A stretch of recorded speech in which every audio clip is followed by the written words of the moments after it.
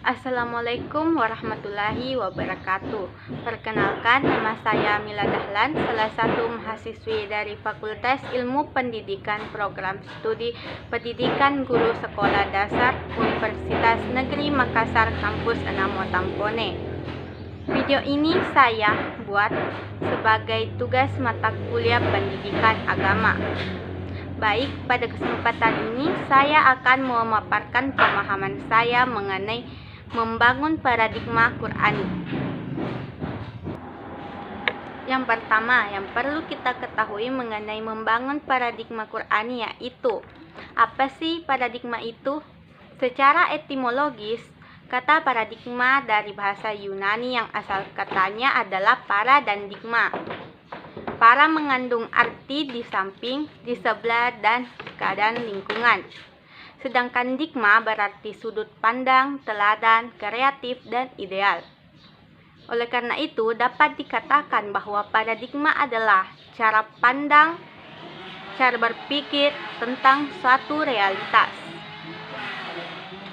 Secara terminologis, paradigma adalah cara berpikir berdasarkan pandangan yang menyeluruh dan konseptual terhadap satu realitas atau satu permasalahan dengan menggunakan teori-teori ilmiah yang sudah baku, eksperimen, dan metode keilmuan yang bisa dipercaya. Adapun alasan mengapa paradigma Qur'ani sangat penting bagi kehidupan modern. Menurut Yusuf Al-Qaradawi menjelaskan bahwa tujuan diturunkan Al-Quran yaitu, pertama, meluruskan akidah manusia. Secara rinci, menjaga akidah itu mencangkup aspek-aspek sebagai berikut. Pertama, menegakkan pokok-pokok tauhid. Menegakkan tiang-tiang tauhid sebagai landasan beragama sangat penting esensinya, sebab bersikap sebaliknya yaitu syirik merupakan sikap yang sangat tercela. Bahkan hukum Islam memandang syirik sebagai satu tindak pidana yang sangat terlarang. Tujuan kedua yaitu mensahihkan akidah tentang kenabian dan kerasulan. Meluruskan akidah atau dapat dikatakan membenarkan akidah itu mencakup aspek-aspek sebagai berikut, yaitu pertama, menjelaskan keperluan manusia terhadap kenabian dan kerasulan. Kedua, menjelaskan tugas-tugas para rasul khususnya dalam hal kabar gembira dan memberi peringatan. Adapun tujuan ketiga yaitu menghilangkan keraguan dari persepsi masyarakat Islam tentang penampilan para rasul. Tujuan keempat yaitu menjelaskan akibat bagi orang-orang yang membenarkan para rasul dan akibat bagi orang-orang yang mendustakan para rasul. Tujuan selanjutnya yaitu meneguhkan keimanan terhadap akhirat dan keyakinan akan adanya balasan yang akan diterima di akhirat.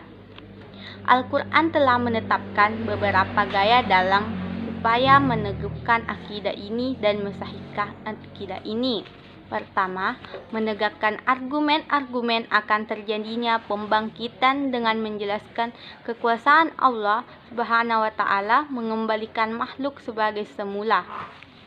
Kedua, mengingatkan manusia akan penciptaan benda-benda yang amat besar sangatlah mudah bagi Allah, apalagi menghidupkan kembali manusia yang sudah mati, tentunya sesuatu yang amat mudah bagi Allah.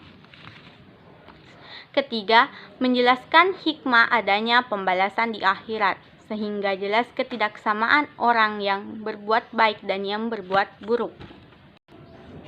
Nah, dari penjelasan tadi, saya dapat menarik kesimpulan bahwa paradigma Qur'ani adalah cara pandang dan cara berpikir tentang suatu permasalahan berdasarkan Al-Quran, karena mengandung gagasan yang sempurna mengenai kehidupan dan dapat dirumuskan menjadi teori-teori yang empiris dan rasional.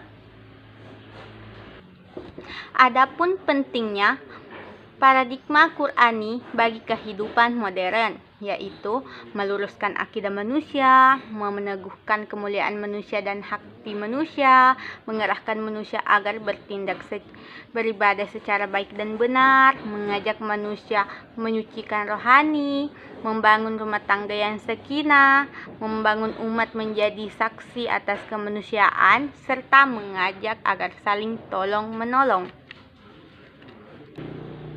Adapun paradigma sebagai historis, filosofi, psikologi, sosialis, dan pedagogis, yaitu ada masa keemasan Islam, yaitu karena umat Islam berada dalam puncak kemajuan dalam berbagai aspek kehidupan, ideologi, politik, sosial budaya, ekonomi, pengetahuan dan teknologi, pertahanan dan keamanan.